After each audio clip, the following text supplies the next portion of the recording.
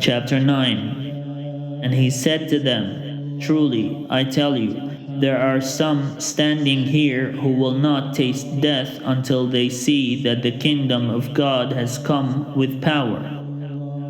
6 days later, Jesus took with him Peter and James and John, and led them up a high mountain, apart, by themselves.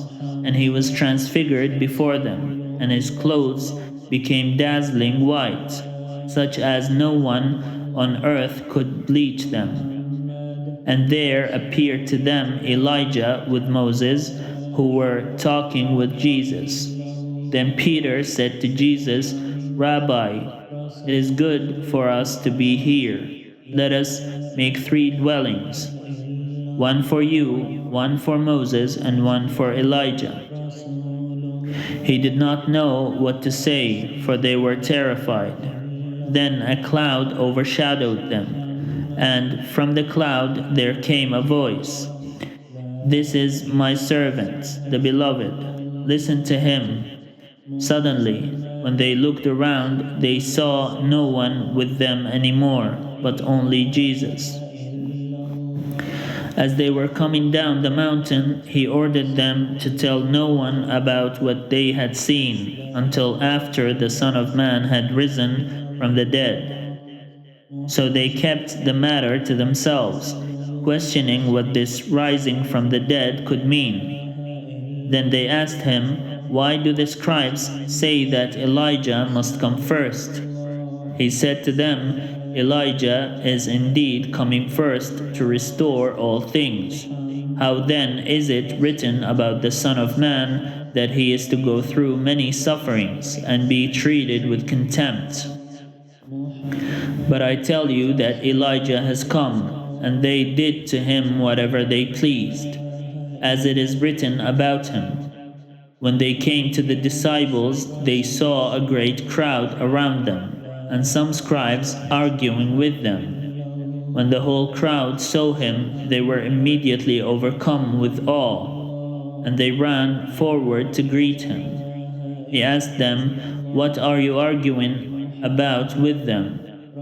Someone from the crowd answered him, "Teacher, I brought you my son. He has a spirit that makes him unable to speak, and whenever it seizes him, it dashes him down, and he foams and grinds his teeth and becomes rigid.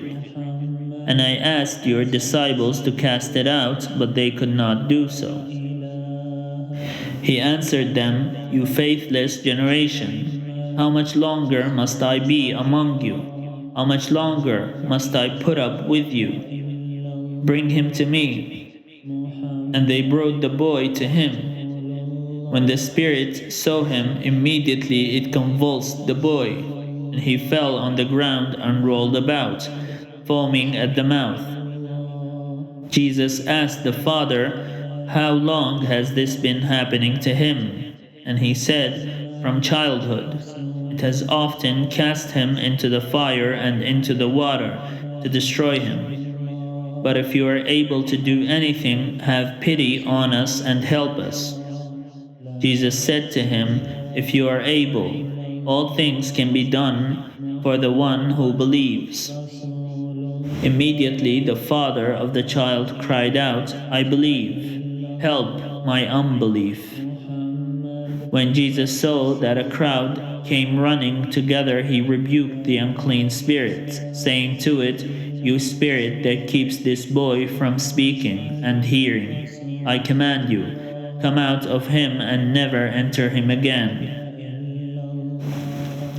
After crying out and convulsing him terribly, it came out, and the boy was like a corpse, so that most of them said, "He is dead." But Jesus took him by the hand and lifted him up, and he was able to stand. When he had entered the house, his disciples asked him privately, "Why could we not cast it out?" He said to them, "This kind can come out only through prayer." They went on from there and passed through Galilee. He did not want anyone to know it. For he was teaching his disciples, saying to them, "The Son of Man is to be betrayed into human hands, and they will kill him. And 3 days after being killed, he will rise again." But they did not understand what he was saying, and were afraid to ask him. Then they came to Capernaum, and when he was in the house, he asked them, "What were you arguing about on the way?" But they were silent. For on the way they had argued with one another who was the greatest.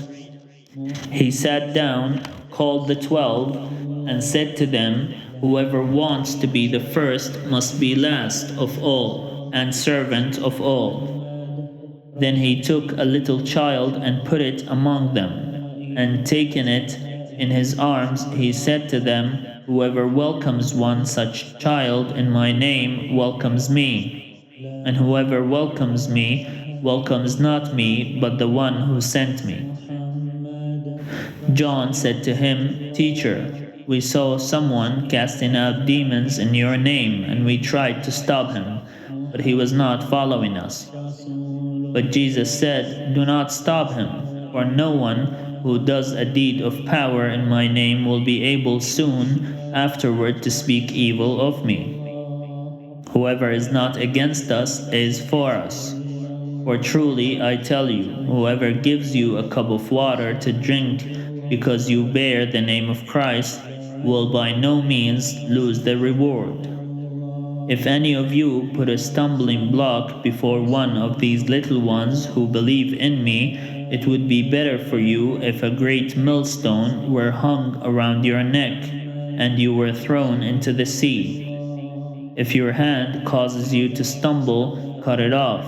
It is better for you to enter life maimed than to have 2 hands and to go to hell, to the unquenchable fire.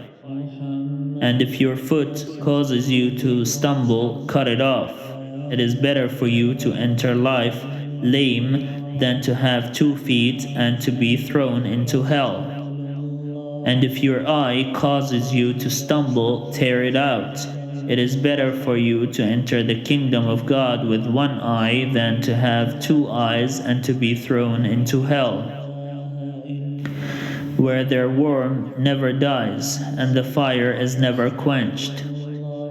For everyone will be salted with fire.